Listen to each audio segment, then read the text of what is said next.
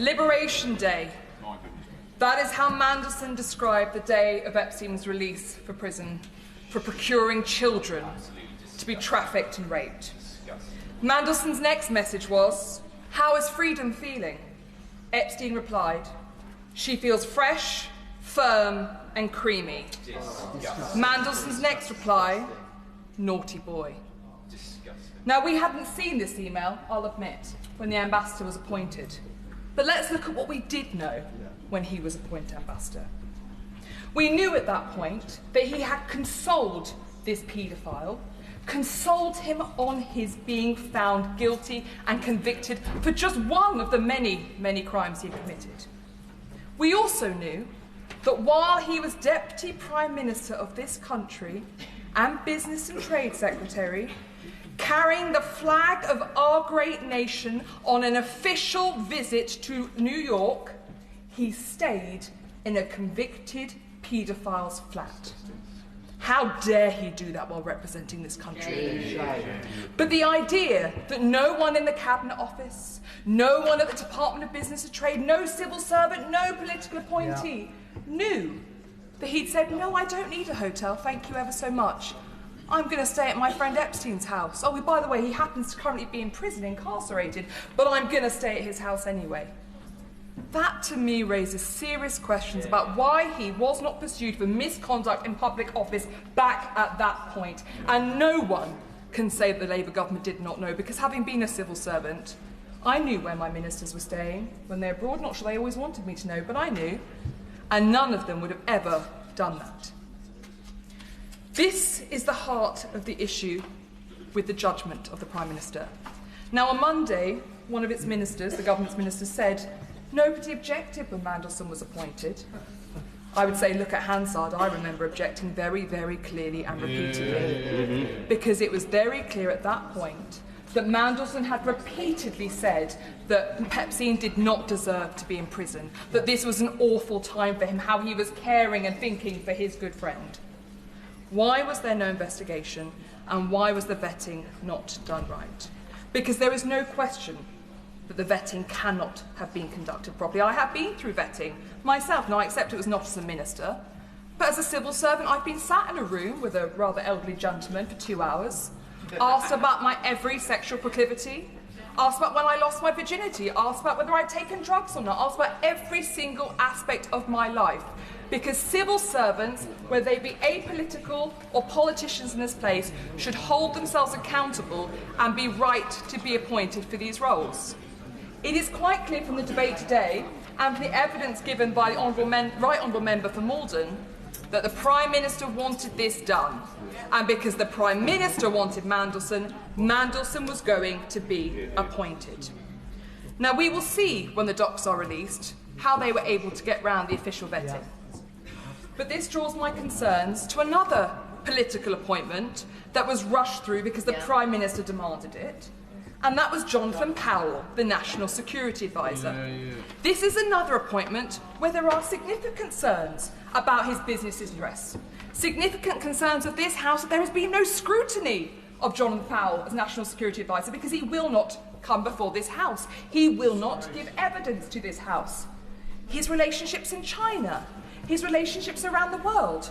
And yet Jonathan Powell is permitted, again flying the flag of this nation, conduct secret visits to China where he meets with Wang Yi and other senior representatives, where the British government refuses to put out any press notice explaining why the visit happened, or even the fact the visit happened at all. Will she give way on that? I will happily give way on that point. My honourable friend, she's, as usual, giving a very good speech. And, Madam Deputy Speaker, I was a former Special Advisor at the Cabinet Office, a great department with great civil servants. But my honourable friend has mentioned the case of Jonathan Powell and Lord Mandelson when he was Deputy Prime Minister.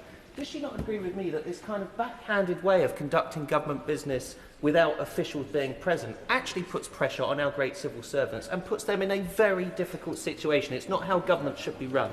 Absolutely, I agree entirely with my very good friend. I was actually very taken back earlier by the comments of the chair of the Foreign Affairs Committee, who sought to give us a lecture in how vetting is undertaken by government, where she kept referring to fast-stream civil servants were the ones responsible for the vetting. Fast-stream is a mode of recruitment. It is not once you are made a civil servant. And it did feel like she was trying to suggest that there were junior civil servants who should be taking the can for the vetting process that was pursued. And I very much hope that is not the case, because it would be deeply inappropriate if it were.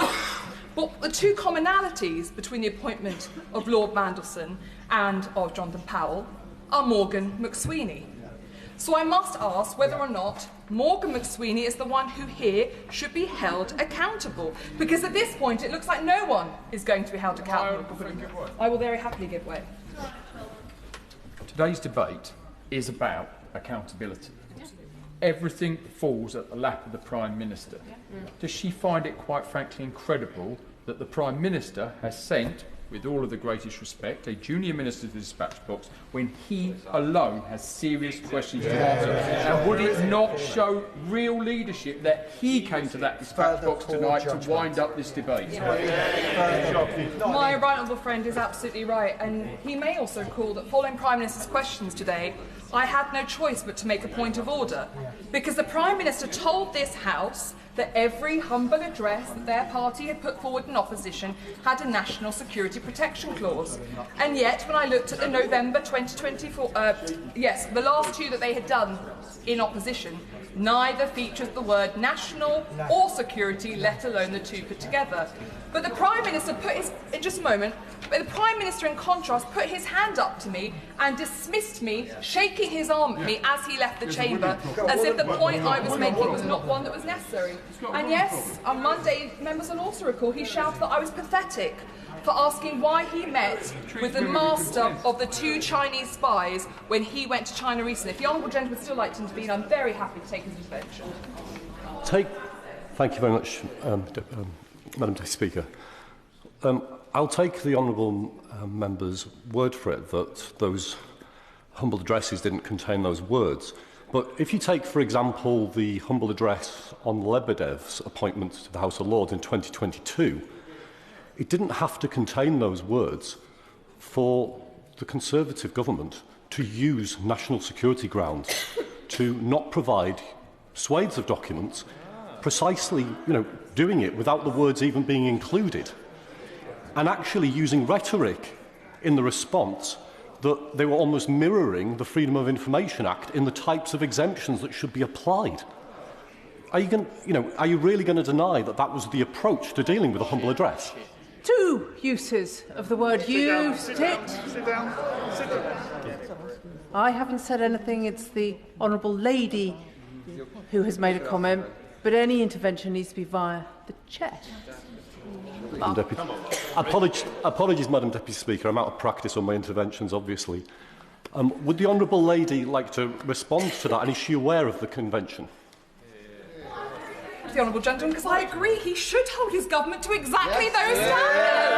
That is the point that I made precisely, and I'm very sorry that he missed my point of order. I recognise it was not a showstopper. However, that is exactly the point that I made. It is implicit within these, and if the government had tried to put wording in their amendments such as secret or top secret documents cannot be revealed, I would have said yes. That is absolutely fair, but that was the exact point. There is no requirement to stipulate national security, let alone some vague wording around international relationships, because it is already provided for. So I'm thankful to him for confirming exactly my position.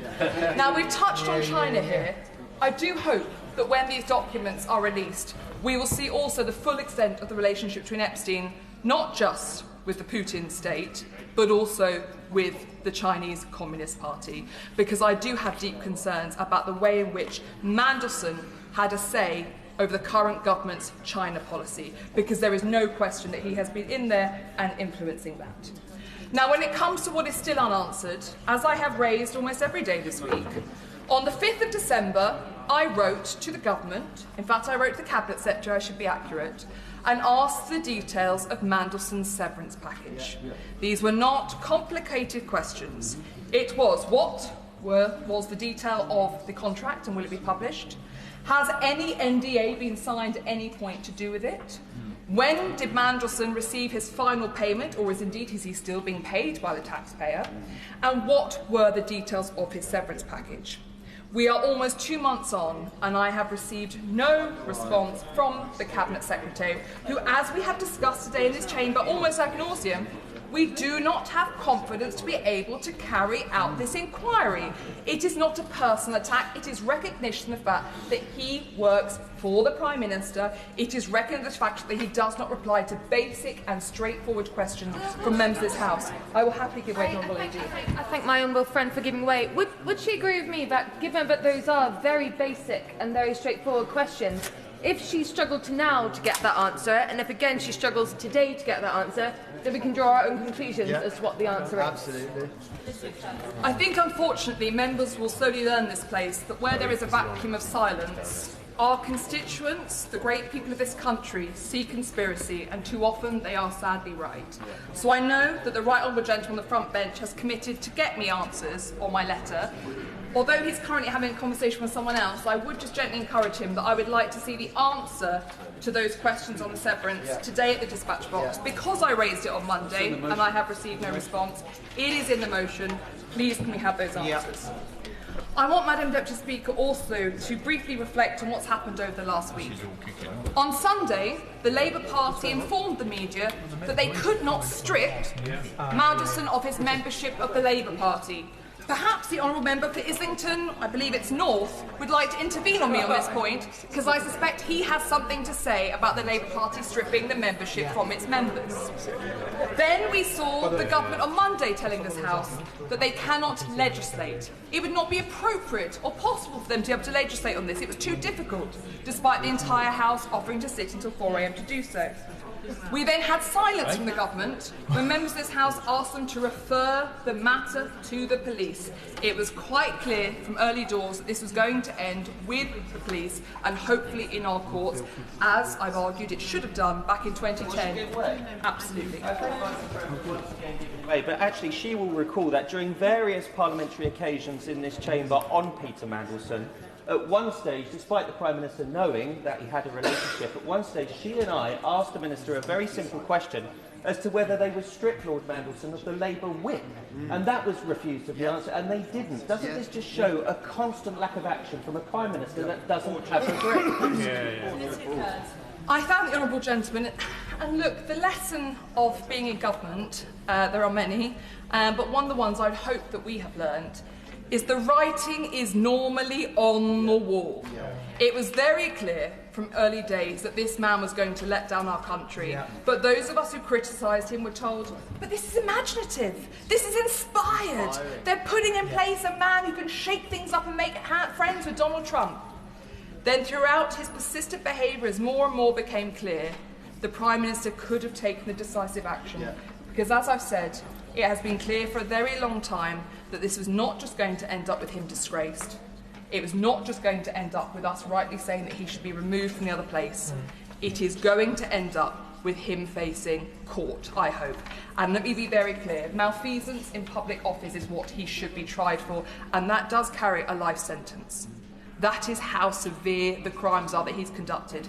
And I am ashamed that Gordon Brown raised the flag of warning and seems to have had nothing in response to his concerns. On that point. I'd be very happy to give way.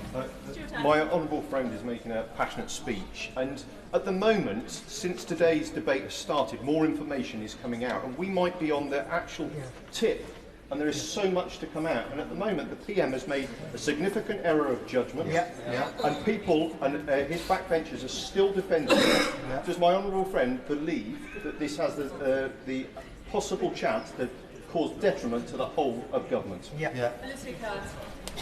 It's very difficult, particularly when your party has such a high number of new MPs, we've been there and experienced it, to feel the mood music, to hear the jungle drums and to understand whether something is a precipice, whether something is a turning point. But I think for many of us who've been reflecting over the last few days, this does have hallmarks of things that we feel we've seen before. We've been here, we've seen this sideshow. And it's very difficult, because your integrity is the only thing that you take with you when you leave this place. And that is something too many colleagues across all sides of the House have had to learn over the last few years, because this is a cruel game and you will find yourself thrown out when you do not expect it. I turn now to the manuscript amendment that has been laid today. Can I say how much I welcome the fact that this has been moved forward?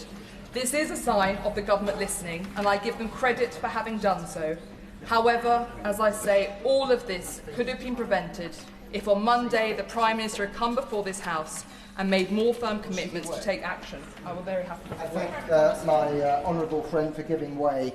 Does she agree with me, particularly following her point about the writing being on the wall, that the Minister, when he wraps up on behalf of the government, needs to quash any rumours that the Prime Minister is bunkered up in Downing Street planning a reshuffle to stabilise a ship that is sinking?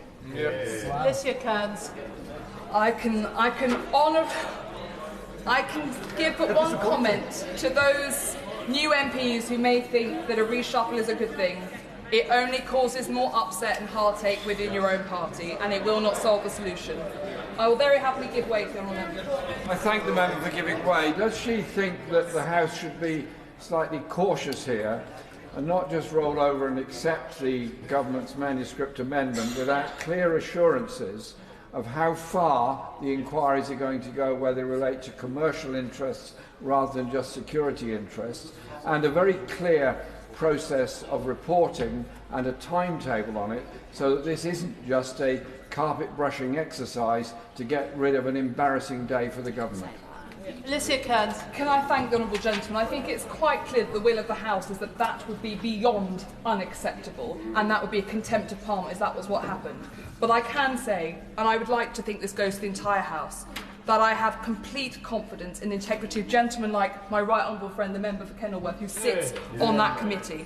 And no one would impugn his integrity or question that he would make sure he got to the bottom of whatever is necessary.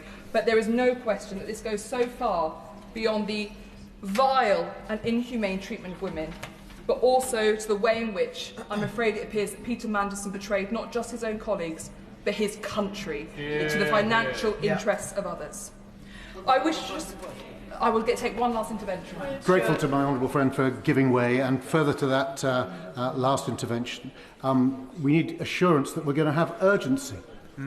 We've seen victims of child abuse in this country let down by government which resisted an inquiry and then agreed to it in the big moment, which could be like today, where the government appears to give way, and then months passed with nobody appointed to it. So we need to hear from the Minister the government is going to move with speed to make sure this information comes out. Alicia Kearns. Can I thank the right honourable gentleman, because actually he's hit on a point that no one has raised in today's debate, and without it I think we would have had a real missed opportunity. There has been no commitment from the government as yet as to how quickly files will be turned over to the IC, and no commitment to how quickly all the documents mandated within this humble address will be released. That is vital. Now I'm hoping that as part of any release they will contact the Department of Justice and require the release of any additional documents that would be in our national interest, or anything that references Mandelson in any way, or indeed any British national in any way. But I think that would be something I'd ask the Minister to please confirm, because yes, any existing documents could of course be on the IC's desk by Friday. So let's make sure we do move quickly. I want to just conclude by touching once again on the incredibly brave women, without whom none of this would ever have come out. And to Virginia, who obviously is not here today to hear us debate and discuss this important issue. We have to recommit in this place that we will hear women, that we will see women, and that we will stand by women who report abuse. Because all of us have seen how easily women's concerns are dismissed, how well we are spoken over, and how we are ignored, particularly when it comes to men of power.